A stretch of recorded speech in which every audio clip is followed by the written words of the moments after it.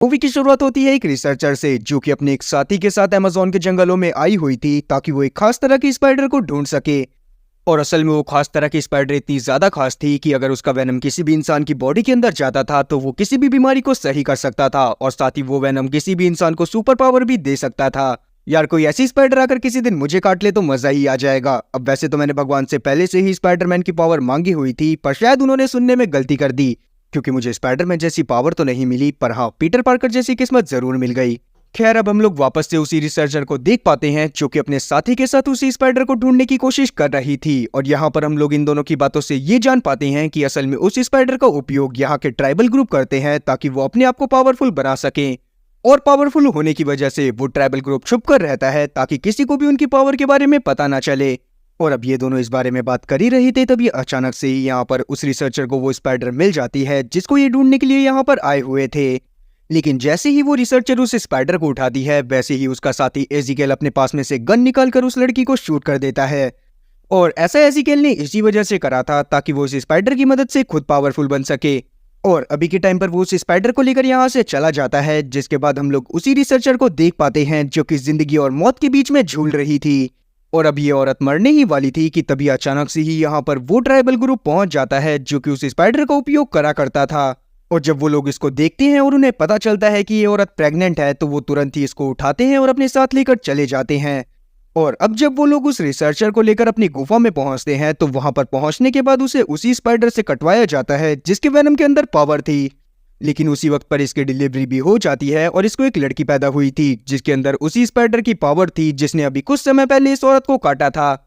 लेकिन उसके तुरंत बाद उस रिसर्चर की भी मौत हो जाती है। तब यहाँ पर एक आदमी उस लड़की को अपनी गोद में लेता है और बताता है कि आज से कुछ समय बाद ये यहाँ पर जरूर आएगी ताकि ये जान सके कि इसकी माँ ने इसको पैदा करते समय कितना बड़ा सैक्रिफाइस दिया था। अब यहाँ से सीन शिफ्ट होकर आता है 30 साल आगे 2003 में, जहाँ पर हम लोग उसी लड़की को देख पाते हैं जो कि अब बड़ी हो गई थी और साथ ही वो पैरामेडिक का काम करा करती थी जिसका नाम था केसी। और यहाँ पर जो आदमी इसके साथी के तौर पर इसके साथ काम करा करता था उसका नाम था बेन पार्कर। जी हाँ, वही बेन पार्कर जिसने स्पाइडरमैन को बताया था कि बड़ी ताकतों के साथ आती है बड़ी जिम्मेदारियां। पर इस मूवी की टाइमलाइन के हिसाब से तो अभी तक पीटर पार्कर पैदा ही नहीं हुआ। अब हम लोग केसी और साथी बेन को देख पाते हैं जो कि एक आदमी की मदद करते हुए उसे हॉस्पिटल तक पहुंचाते हैं। और अपना काम खत्म करने के बाद केसी सीधा अपने अपार्टमेंट में पहुंच जाती है, जहां पर जाने के बाद वो एक डायरी को देखती है जो कि उसी की माँ की थी और साथ ही उनके सूटकेस में अभी भी उनकी फोटो रखी हुई थी जो कि उसी समय की थी जब वो उस स्पाइडर को ढूंढ रही थी।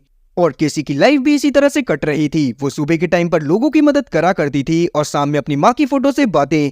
अब अगले दिन हम लोग वापस से केसी को देख पाते हैं जो कि बेन के साथ एक ब्रिज पर गई थी ताकि वो वहां पर मौजूद एक आदमी की जान को बचा सके।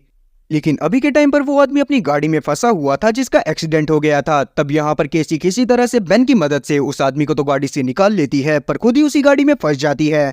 और तभी वो गाड़ी भी उसी ब्रिज के नीचे पानी में गिर जाती है जहाँ पर से केसी निकलने की कोशिश कर रही थी ताकि वो अपनी जान को बचा सके, पर अभी के टाइम पर वो निकल नहीं पाती। तभी अचानक से ही उसकी पावर एक्टिवेट हो जाती है जिसकी वजह से केसी को अजीब एहसास होने लगता है। और यहाँ पर केसी पहली बार वेब ऑफ लाइफ को देख पाती है, जिसके थोड़ी देर बाद जब इसकी आंख खुलती है तो इसके सामने बेन पार्कर था जो कि इसे सीपीआर दे रहा था। और अब बेन से बात करने के बाद केसी को पता चलता है कि वो 3 मिनट से ज्यादा देर तक पानी के अंदर थी, साथ ही उसकी धड़कन भी चलनी बंद हो गई थी। जिसके बाद जब उसे बाहर निकालकर सीपीआर दिया गया तो अचानक से ही वो जिंदा हो गई। और तब यहाँ पर बेन हार्ट रेट मशीन की मदद से केसी का हार्ट रेट चेक करने लगता है जो कि अचानक से ही 79 से बढ़कर 89 पहुंच गया था। जो चीज देखने के बाद केसी काफी ज्यादा शॉक हो जाती है, पर तभी अचानक से ही वापस से बेन उसी मशीन को लाता है ताकि वो केसी के हार्ट रेट को चेक कर सके। और केसी का हार्ट रेट वापस से 79 से 89 पहुंच जाता है। जो चीज देखने के बाद केसी काफी ज्यादा शॉक होती है और बेन से पूछती है कि आखिरकार तुम दो बार मेरा हार्ट रेट चेक क्यों कर रहे हो। लेकिन बेन इस बात को सुनकर काफी ज्यादा शॉक हुआ था क्योंकि अभी उसने पहली बार ही केसी का हार्ट रेट चेक करा था। तब केसी को कुछ भी समझ में नहीं आता और वो यहाँ से निकल जाती है। दूसरी तरफ हम लोग एजिकेल को देख पाते हैं जो कि एक बिल्डिंग में जाकर एक औरत को अपने साथ लेकर अपने घर में पहुंच जाता है। और एजिकेल के घर में अभी भी वो मकड़ी थी जिसको उसने केसी की माँ से चुराया था। और यहाँ पर हम लोग ये जान पाते हैं कि असल में एजिकेल इस औरत को यहाँ पर इसी वजह से लेकर आया है ताकि वो इसके एक प्रोग्राम को यूज कर सके, जिस प्रोग्राम का सिस्टम ऐसा था कि वो किसी की भी फोटो को देखकर उसके बारे में सारी की सारी इंफॉर्मेशन निकाल सकता था। और एजिकेल उस प्रोग्राम की मदद से 3 लड़कियों के बारे में पता करना चाहता था जो कि फ्यूचर में उसकी जान लेने वाली थी। और ये सारी चीजें उसे पता चली थी उसी मकड़ी की पावर की मदद से। और तब यहाँ पर एजिकल अपनी पावर की मदद से उस औरत से उस प्रोग्राम के बारे में जान लेता है। दूसरी तरफ हम लोग केसी को देख पाते हैं जो कि अगले दिन बेन पार्कर के यहाँ पर गई थी ताकि वो मैरी पार्कर से मिल सके। और क्योंकि कुछ ही समय में मैरी पार्कर की डिलीवरी भी होने वाली थी, इसीलिए यहाँ पर और भी काफी सारी औरतें आई हुई थी जहाँ पर ये लोग काफी सारी गेम्स खेलते हैं ताकि वो मैरी पार्कर को अच्छा फील करवा सके।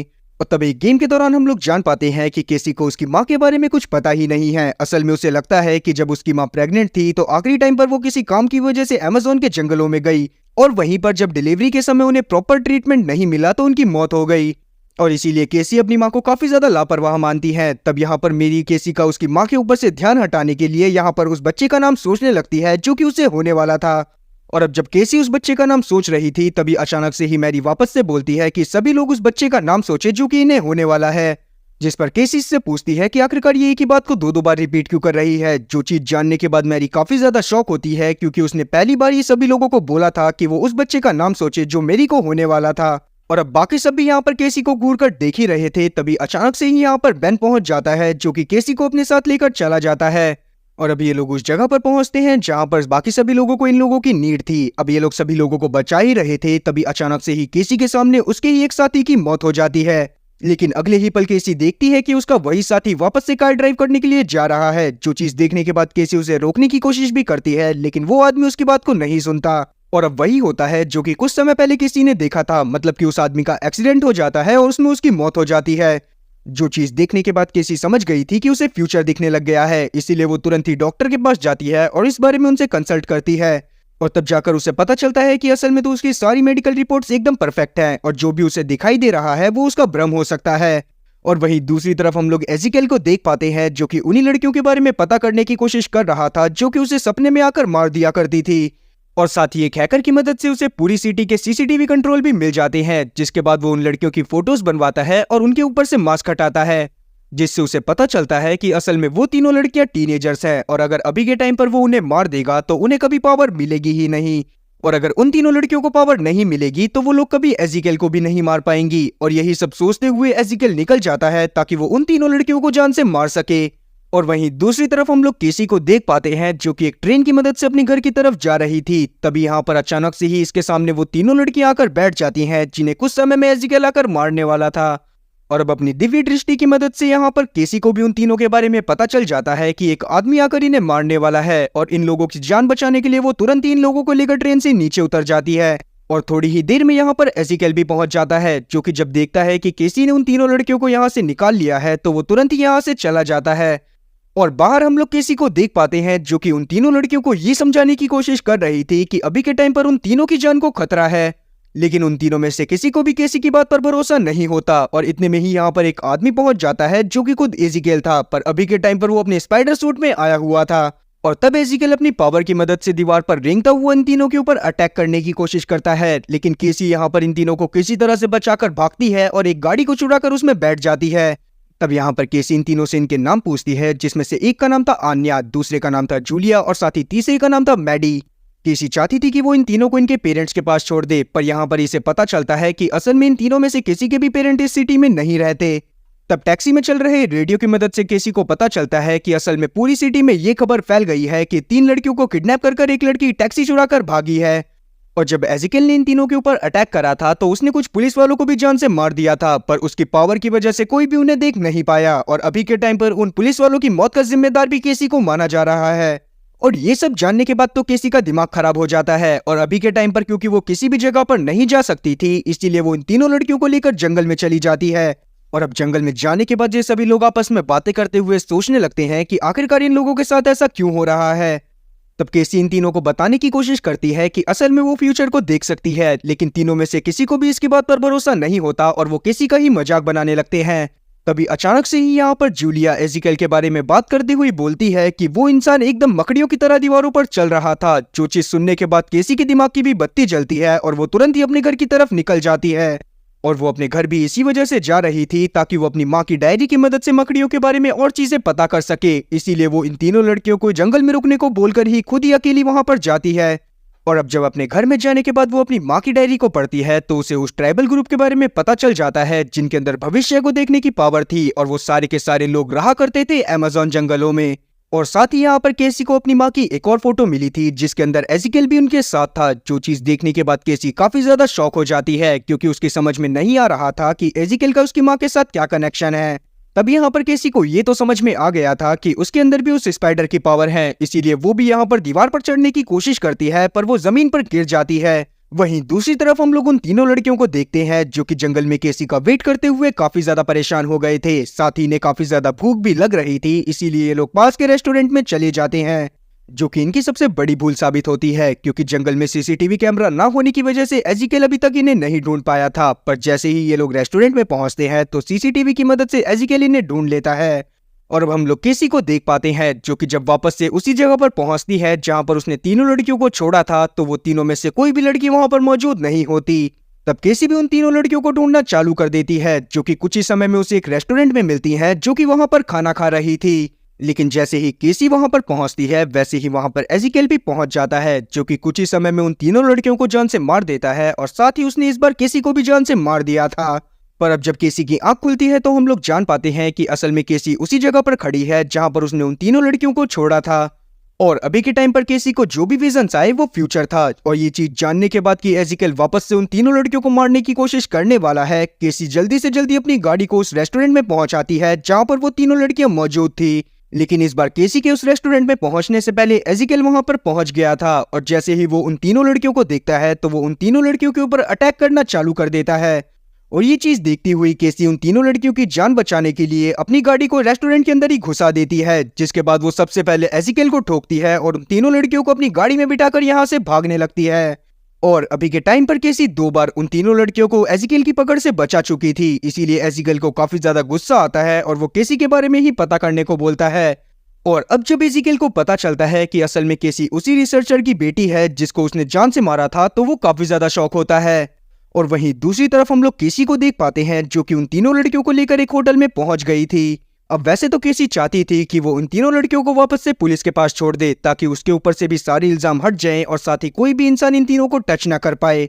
तब एनी यहाँ पर इसे बताती है कि एनी की फैमिली इलीगल इमिग्रेंट्स हैं और अभी के टाइम पर उनकी फैमिली को यहाँ से डिपोर्ट करा गया है और अगर एनी के बारे में पुलिस वालों को कुछ भी पता चलता है तो वो एनी को भी यहाँ से भेज देंगे।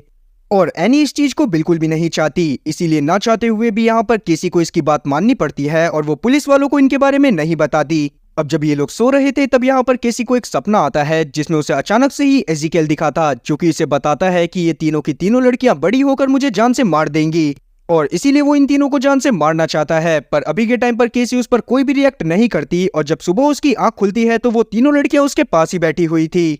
तब केसी यहाँ पर इन तीनों लड़कियों को बताती है कि वो कुछ समय के लिए अमेज़न जा रही है ताकि वो उन स्पाइडर के बारे में और चीजें पता कर सके और एजिकेल को हराने का तरीका भी ढूंढ सके।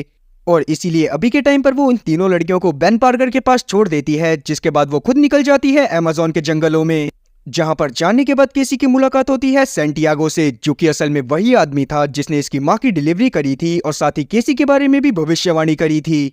और अब जैसे ही सैंटियागो यहाँ पर केसी को देखता है तो वो तुरंत ही केसी को पहचान जाता है और अब वो उसे उसी गुफा में लेकर जाता है जहाँ पर उसकी माँ की मौत हुई थी। और अब जैसे ही केसी वहां पर पहुंचती है वैसे ही उसे अजीब से विजन्स आने लगते हैं जिसमें वो पास्ट का सीन भी देख पाती है कि कैसे उसकी माँ की मौत हुई थी। जिसके बाद केसी और ज्यादा टाइम में पीछे चली जाती है जहां पर वो अपनी माँ को एक डॉक्टर के सामने बैठा देख पाती है जो कि इसे बताती है कि असल में इसकी बेटी एक सिंड्रोम के साथ पैदा होगी और जिस सिंड्रोम के साथ केसी पैदा होने वाली थी उस सिंड्रोम का कोई भी इलाज नहीं था, इसीलिए ये भी नहीं पता था कि केसी कितने टाइम तक जिंदा रहेगी। और तब जाकर केसी की माँ को अचानक से उस मकड़ी के बारे में पता चला था और वो उसी मकड़ी के ऊपर रिसर्च करने लग गई ताकि वो केसी की जान को बचा सके। और इसीलिए वो अपनी प्रेगनेंसी के आखिरी महीने में अमेज़न के जंगलों में आई ताकि वो केसी की जान को बचा सके। और अब जब केसी की आत्मा वापस से प्रेजेंट में आती है तब जाकर उसे समझ में आता है कि असल में उसकी माँ ने उसकी वजह से कितने ज्यादा दुख झेले। इसी वजह से वो अपनी माँ के बारे में जो भी सोचती थी वो सारी चीजें वो भूल जाती है। और अब यहाँ पर केसी सैंटियागो को अपनी फ्यूचर देखने वाली पावर के बारे में भी बता देती है, जिस पर सैंटियागो इसे बताता है कि आज के बाद वो पास्ट को भी देख पाएगी और साथ ही वो यहाँ पर धीरे धीरे कंसंट्रेट करती रही तो वो अपनी और भी पावर को अनलॉक करेगी। और जब वो अपनी पूरी पावर को अनलॉक कर लेगी तो उसके पास ये पावर भी आ जाएगी कि वो फ्यूचर को चेंज कर सके। और ये सारी चीजें जानने के बाद केसी डिसाइड करती है कि वो वापस जाकर एजिकेल को रोकेगी और साथ ही अपनी माँ की मौत का बदला भी लेगी। और यही सब सोचती हुई वो वहां से निकल जाती है। दूसरी तरफ हम लोग एजिकेल को देख पाते हैं जिसे एक हफ्ते से अभी भी उन तीनों लड़कियों के बारे में पता नहीं चला था, इसीलिए वो काफी ज्यादा परेशान हो जाता है। और वहीं हम लोग तीनों लड़कियों को देख पाते हैं जो कि मैरी पार्कर के साथ बैठे हुए थे। तभी अचानक से ही मैरी पार्कर को लेबर पेन होना चालू हो जाता है और साथ ही यहाँ पर एम्बुलेंस भी टाइम पर नहीं पहुंची थी, इसीलिए बेन पार्कर डिसाइड करता है कि वो इन तीनों लड़कियों की मदद से मैरी पार्कर को किसी तरह से हॉस्पिटल पहुंचाएगा। लेकिन जैसे ही ये लोग बाहर निकलते हैं वैसे ही एजिकेल को दूसरी तरफ पता चल जाता है कि ये तीनों लड़कियां कहां पर हैं। और अब उन लोगों के यहाँ से निकलने के बाद केसी भी यहाँ पर पहुंच जाती है, जिसे जब घर पर कोई भी नहीं मिलता तो वो आज वो पहली बार अपनी मर्जी से अपनी पावर का इस्तेमाल करती है, जिससे उसे पता चलता है कि असल में वो सारे के सारे लोग हॉस्पिटल की तरफ जा रहे हैं। पर रास्ते में एजिकेल उन लोगों के ऊपर अटैक कर देगा ताकि वो उन तीनों लड़कियों को जान से मार सके। तब केसी कुछ सोचने लगती है। तभी यहाँ पर एम्बुलेंस भी पहुंच गई थी जिसको बेन पार्कर ने बुलाया था, पर इतने में ही यहाँ पर केसी उस एम्बुलेंस को चुरा लेती है और वहां से निकल जाती है। वहीं दूसरी तरफ हम लोग एजिकेल को देख पाते हैं जो कि बेन पार्कर की गाड़ी के सामने पहुंच गया था और वो इन लोगों के ऊपर अटैक कर इनको जान से मारने ही वाला था कि सही टाइम पर यहाँ पर केसी पहुंचकर वापस से एजिकेल को गाड़ी से उड़ा देती है। और अब वो एनी, जूलिया और साथ ही मैडी को अपनी गाड़ी में बिठाती हुई बेन पार्कर से मैरी पार्कर को हॉस्पिटल ले जाने को बोलती है। और जैसे ही एजिकेल देखता है कि ये तीनों की तीनों लड़कियां एम्बुलेंस में बैठी है तो वो तुरंत ही एम्बुलेंस के ऊपर कूदकर वहां पर अटैक करने लगता है। लेकिन तब केसी यहाँ पर एनी को आइडिया देती हुई उस मशीन का यूज करने को बोलती है जिसकी मदद से शॉक वेव देकर इंसान को होश में लाया जाता था। और जैसे ही एनी उस मशीन का उपयोग एम्बुलेंस की छत पर करती है तो यहाँ पर एजिकेल को बहुत बड़ा झटका लगता है, जिस वजह से वो काफी दूर जाकर गिरता है और केसी को ये मौका मिल जाता है कि वो इन तीनों लड़कियों को यहाँ से निकाल सके। और तब एक रेडियो की मदद से मेडिकल इमरजेंसी का बहाना देते हुए केसी एक हेलीकॉप्टर को बुलाती है जो कि पास की बिल्डिंग पर ही आने वाला था। लेकिन उस बिल्डिंग में जाने के बाद इन्हें पता चलता है कि असल में वो एक पटाखे की फैक्ट्री है। और तभी यहाँ पर केसी को भी कुछ अजीब विजन्स आने लगते हैं, जिसके बाद वो यहाँ पर तीनों लड़कियों से यहाँ पर मौजूद पटाखों को जलाने को बोलती है। और जैसे ही ये तीनों लड़कियां यहाँ पर ऐसा करती हैं वैसे ही यहाँ पर एजिकेल भी पहुंच जाता है, जिसके बाद जल रहे पटाखों की वजह से एजिकेल को काफी ज्यादा हार्म होता है। पर यहाँ पर वो अभी भी उन तीनों लड़कियों के पीछे पड़ा हुआ था। और अब जैसे ही एजिकेल की समझ में आता है कि वो तीनों लड़कियां केसी की वजह से बची हुई हैं तो वो सबसे पहले केसी को उनसे अलग करता है। और यहाँ पर आया हेलीकॉप्टर भी एजिकेल ने पूरी तरह से बर्बाद कर दिया था। साथ ही वो यहाँ पर इन तीनों लड़कियों को अलग अलग कर देता है और इन तीनों लड़कियों को जान से मारने की कोशिश करने लगता है।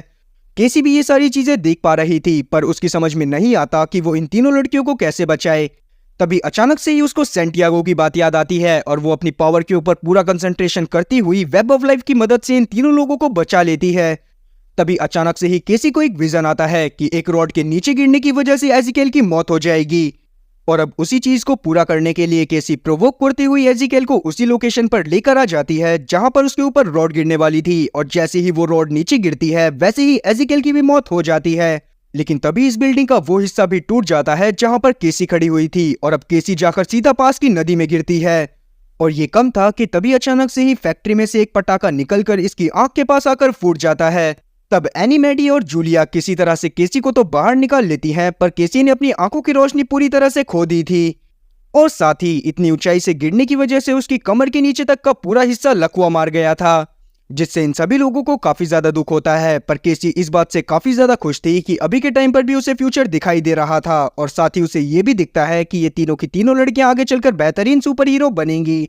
और अब हम लोग हॉस्पिटल में बेन पार्कर को देखते हैं जहां पर मैरी पार्कर को पीटर पार्कर पैदा हुआ था, जिससे सभी लोग काफी ज्यादा खुश थे। और इसके कुछ समय बाद हम लोग केसी को देख पाते हैं जो कि अब सही हो चुकी थी, पर अपनी डिसेबिलिटी की वजह से वो कोई भी काम नहीं कर पा रही थी। इसीलिए वो डिसाइड करती है कि वो इन तीनों लड़कियों को ही गाइड करेगी ताकि वो उन्हें इस सिटी का सबसे बेहतरीन सुपर हीरो बना सके। जिसके साथ ही ये मूवी यहीं पर खत्म होती है। तो